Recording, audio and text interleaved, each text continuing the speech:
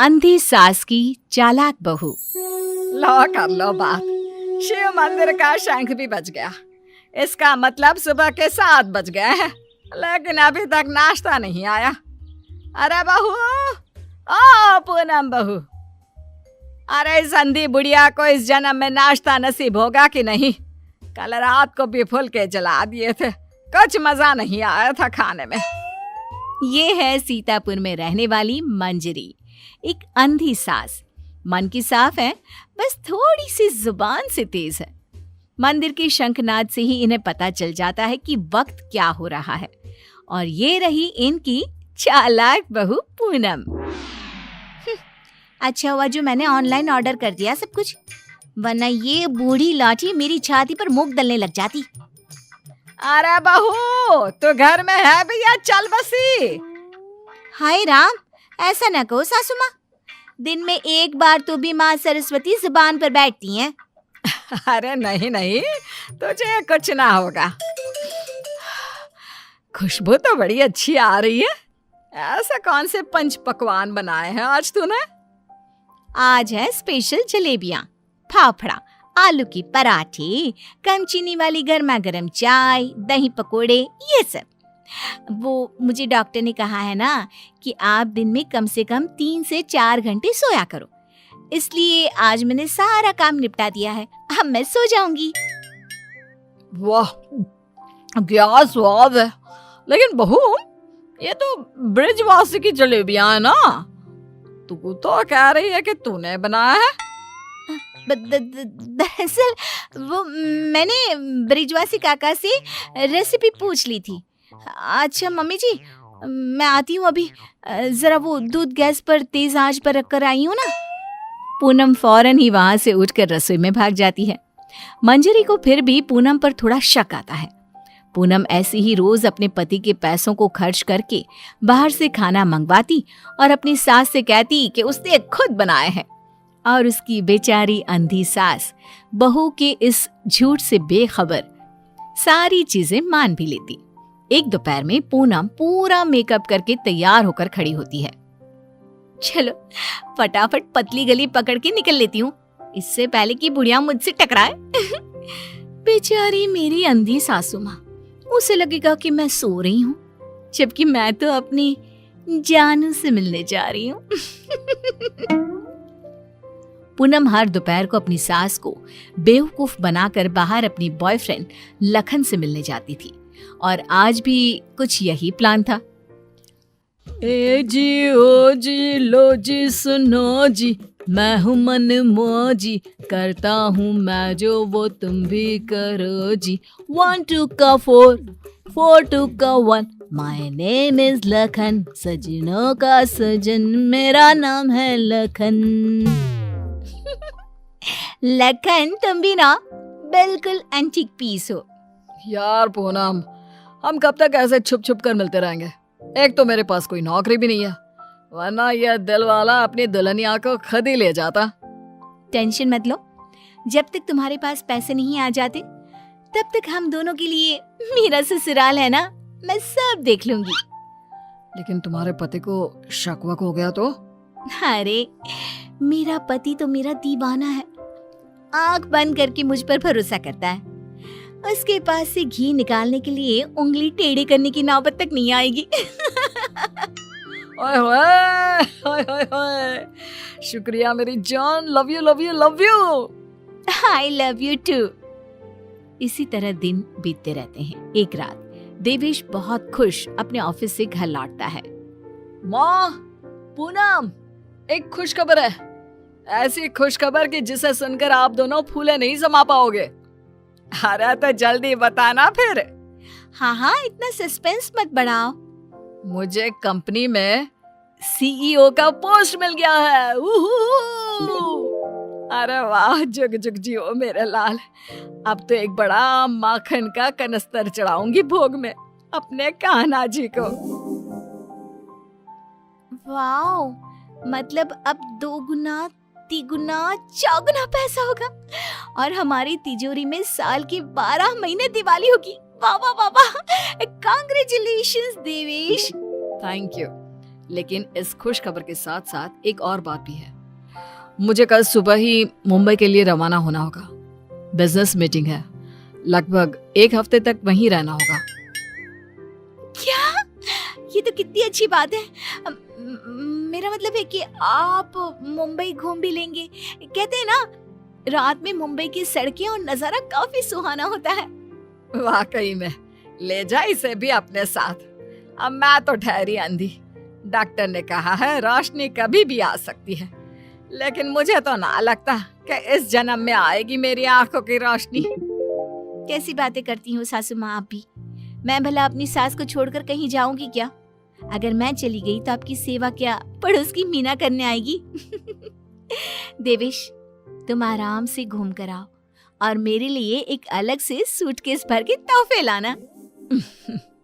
इसे तो बस तोहफे ही दो, चाहे वो तीज हो, त्योहार या कोई और आम मामूली सा दिन। बस तोहफे तोहफे तोहफे। बिल्कुल पागल है ये।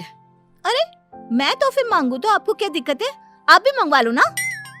देख देख देवेश बेटा, कैसे कैंची की तरह तेज चल रही है इसकी जुबान। अरे आप दोनों शांत बैठ जाओ, मैं आप दोनों के लिए ढेर सारे तोहफे लाऊंगा बस। देवेश अगली सुबह मुंबई के लिए निकल जाता है। इसी बात से खुश होकर पूनम सोचती है, रास्ते का कांटा तो साफ हो गया है। अभी मैं चुपके से मेरे लखन को घर पर भी बुला सकती हूँ। इस अंधी बुढ़िया को तो कानों कान भनक भी नहीं लगेगी।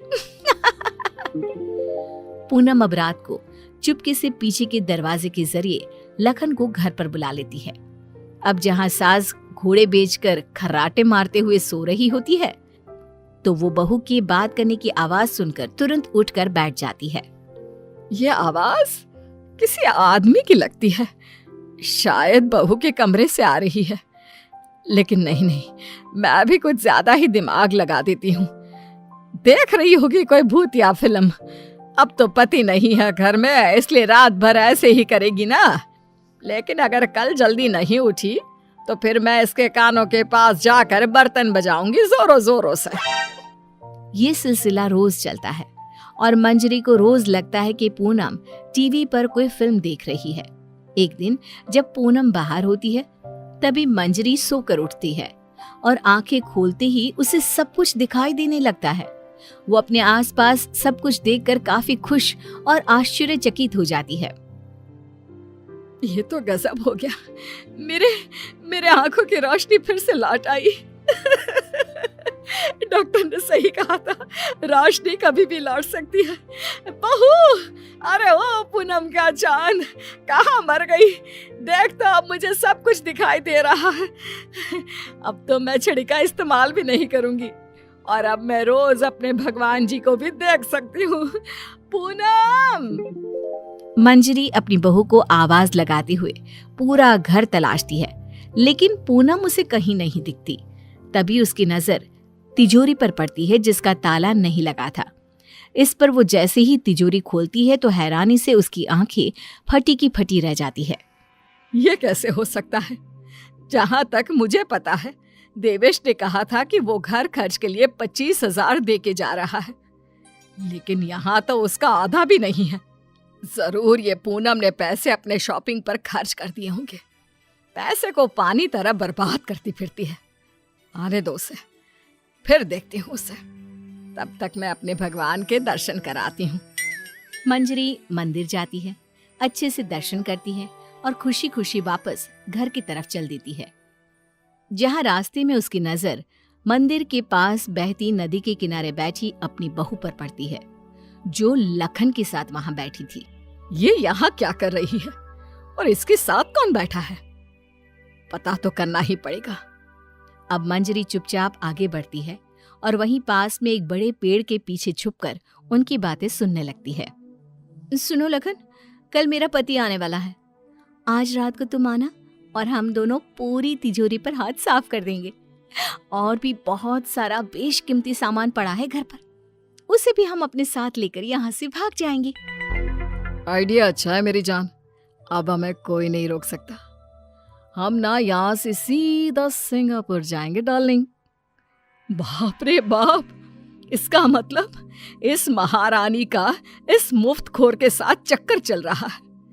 अच्छा, तो मेरे बेटे को लूट कर अपनी दुनिया बसाने का प्लान चल रहा है। अब रुक, तुझे दिखाती हूँ दाल और आटे का भाव। अब घर पे अच्छे से डोली सजाती हूँ तेरी विदाई के लिए। मंजरी वहां से चली जाती है और कुछ देर बाद जब पूनम घर लौटती है तो वो दोबारा उसके सामने अंधी होने का नाटक करने लगती है। अरे सासू माँ, व्हाट्सअप? अरे कुछ नहीं बेटा, बस वो देवेश की याद आ रही थी। अरे सासू माँ, इतना लोड क्यों ले रही हो? वैसे भी वो कल तक वापस आ ही जाने वाला है, फिर क्यों खामखा परेशान हो रही हो आप? वैसे भी कल से आप दोनों माँ बेटे अपने रोने के दिन भरने शुरू कर देना। क्या कहा? मेरा मतलब कल जब आएंगे 1 हफ्ते के बाद, तब आप कर लेना ना भरत मिलाप, गले मिलके जी भर के रो लेना। अच्छा, ऐसा कह रही है क्या तू? ठीक है, चल बहू, मेरे ना घुटनों में काफी दर्द हो रहा है, थोड़ा बाम लगाकर मालिश तो कर देना बेटा। और हाँ, 2 दिन बाद 7 पंडितों को भोजन खिलाना है, उसके लिए मसाले भी तो तैयार करने हैं। सिलबट्टे पर ही पीसना है उनको, घर के पीसे शुद्ध मसाले चाहिए। लेकिन सासू माँ, मैंने जो कह दिया सो कह दिया, अब कोई आना कानी ना करना, ठीक है? वरना देवेश को फोन करके बता दूंगी। हाँ। मंजरी अपनी बहू पूनम से जानबूझकर सारा काम करवाती है और ना चाहते हुए भी पूनम को वो सारा काम करना ही पड़ता है। आखिरी बार थोड़ी एक्स्ट्रा सेवा करा लेती हूँ इस नासपिटी करमचली से। मुझे इतने सालों तक उल्लू बनाया ना, अब इससे एक दिन में कैसे सूखी मिर्ची बनाती हूँ देखना। सारा दिन काम करके पूनम अपने कमरे में जाती है और रात को लखन पीछे के दरवाजे से घर में घुस आता है। किधर है सारा माल? जल्दी करो, अपने पास बिल्कुल भी टाइम नहीं है। पूनम और लखन मिलकर सामान चुरा ही रहे होते हैं कि तभी वहां पर देवेश और मंजरी आ जाते हैं और उन्हें वहां देखकर पूनम और लखन के पैरों तले जमीन खिसक जाती है। देवेश, तुम? सासू माँ, आप देख सकती हो? कैसे? तुझे क्या लगा तू हमें इस तरह चूना लगाकर आसानी से बचकर निकल जाएगी? पूनम, जो कुछ भी तुमने हमारे साथ किया है ना, मैंने कभी सपने में भी नहीं सोचा था कि तुम ऐसा करोगी। बहुत बहुत गलत किया तुमने। और तू लंगूर लखन, तेरी तो ऐसी की तैसी। बचाओ, माफ कर दो भैया, माफ कर दो। लखन हाथ जोड़कर खड़ा हो जाता है, लेकिन देवेश उसे नहीं छोड़ता। वो तुरंत पुलिस को बुलाता है और पूनम और लखन को फ्रॉड और चोरी के केस में अरेस्ट करा देता है।